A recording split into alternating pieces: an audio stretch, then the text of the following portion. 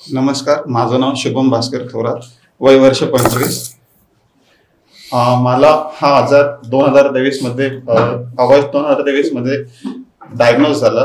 त्यावेळेस मी 2-3 सरांचे ओपिनियन घेतले होते. आधी मी आमचे जे रेग्युलर डॉक्टर आहेत त्यांच्याकडे गेलो होतो. तिथे मला समजण्यात आलं की तुम्हाला किडनीचा प्रॉब्लेम आहे, तुम्ही डॉक्टर बर्नेला सरांचं ओपिनियन घ्या. मी त्यावेळेस ओरियन हॉस्पिटलला गेलो. त्यानंतर त्यांचं ओपिनियन घेतलं.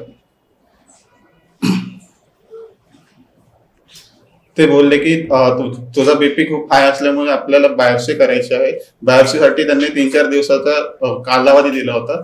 त्यानंतर आम्ही वापस आमच्या डॉक्टरांकडे गेलो. ते बोलले की तुम्हाला ओरियन हॉस्पिटल हे म्हणजे कॉस्टली जाईल आणि आमची त्यावेळेस आर्थिक परिस्थिती म्हणजे अजूनही नाहीये आणि त्यावेळेसही नव्हती. ते बोलले तुम्हाला MGM मध्ये जा तुम्हाला ते तिथे सुधीर कुलकर्णी सर म्हणून आहेत, ते तुम्हाला गाईड करतील आणि ते चांगला प्रतिसाद देतील. पण आमचा जेवढा एक्सपिरियन्स आला MGM मध्ये तो खूप खराब आहे.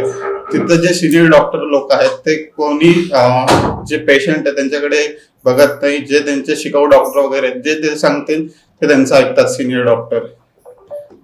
त्यानंतर मी दुसऱ्या दिवशी रक्षाबंधन होते 31 तारखेला. त्यामुळे मी आईंचा आग्रह केला की आपल्याला इथं डिस्चार्ज घ्यायचा आहे. डिस्चार्ज घेतल्यानंतर माझ्या आईन ते बीपीचं मशीन घ्यायला एका हॉस्पिटल मेडिकलमध्ये गेले होते. तिथे एक सरांचा पेशंट आलेला होता.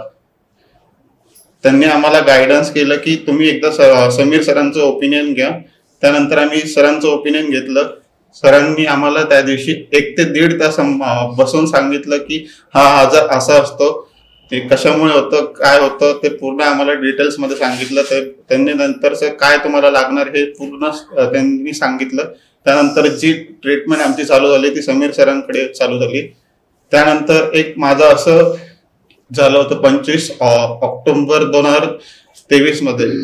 सरांनाही माझे चान्सेस नव्हते मी वाचन म्हणून. सरांच्या ओपीडी आम्ही जस्ट आई आणि मी बाहेर फिरून आलो होतो. 5 ते 10 मिनिटं जस्ट बसलो आणि खूप माझी तब्येत त्या दिवशी सिरियस झाली होती. सरांच्या आम्ही आधी ओपीडीला गेलो. सर त्या दिवशी ओपीडीला होतं संध्याकाळच्या टाइमला.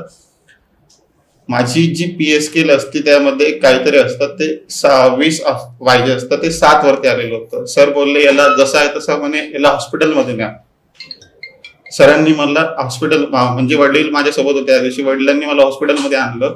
सरांनी जे ICU ची ट्रीटमेंट लागत होती पेशंटला ती मला इमर्जन्सी वॉर्डमध्ये दिली. त्यांनी मला तिथं स्टेबल केलं. त्यानंतर मला ऍडमिट केलं. सर बोलले की आई आल्यानंतर आईला सरांनी बोलले की हा जो म्हणे त्याला देवाचीच कृपा म्हणे, तो वाचला म्हणे. त्यानंतर आम्ही ट्रान्सप्लांटचा निर्णय घेतला आणि त्यावेळेसही सरांनी आम्हाला खूप मदत केली. आर्थिक परिस्थितीमध्ये पण सरांनी आम्हाला खूप गायडन्स केलं की कुठं ना कुठं तुम्हाला काय काय भेटू शकतं. आणि त्यानंतर माझं ट्रान्सप्लांट 15 एप्रिल 2024 मध्ये झालं.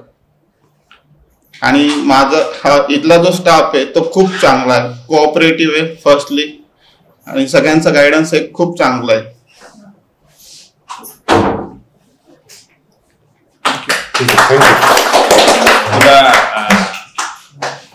तू आर्थिक अडचणीबद्दल बोलला तर आर्थिक दृष्ट्या ट्रान्सप्लांट हे थोडंसं खर्चिक आहे, पण तरीही डायलिसिसवर कायमस्वरूपी राहण्यापेक्षा खूप कमी खर्चाचा आहे. आणि त्यातही तुला बजाजमध्ये जेव्हा तू ट्रान्सप्लांट केलं तर पैशाची जुळवाजुळव जेव्हा पूर्ण जमत नव्हती तर तो प्रॉब्लेम सॉल्व्ह करण्यासाठी तुला काही आर्थिक मदतीबद्दल पर्याय वगैरे काही मिळाले का? मला त्याबद्दल ट्रान्सप्लांट फाउंडेशन म्हणून सरांनी सांगितलं होतं. सरांनी आम्ही तिथे अप्लाय केलं. त्यामध्ये सरांचाही खूप मोठा हात होता. त्यांनी त्यांच्याकडूनही फॉलोबॅक घेत राहिले. आम्ही त्यांचं हे करत राहिलो. आम्हाला तिथं नाही खूप मोठी मदत झाली ट्रान्सप्लांट फाउंडेशन कडून आर्थिक दृष्ट्या. सर बोलले की तुला जे कोटेशन्स लागतात वगैरे तू मला सांग म्हणे, मी तुला सगळे कोटेशन देतो. त्यानुसार तू आर्थिक मदत तुला जिथं होईल तिथं तो आर्थिक मदत घेऊ शकतो बोलले. त्याबद्दल मी सर हे माझ्यासाठी खूप देव माणूस आहे. मी 25 ऑक्टोबरची अशी स्थिती होती की मी जगन नाही जगत.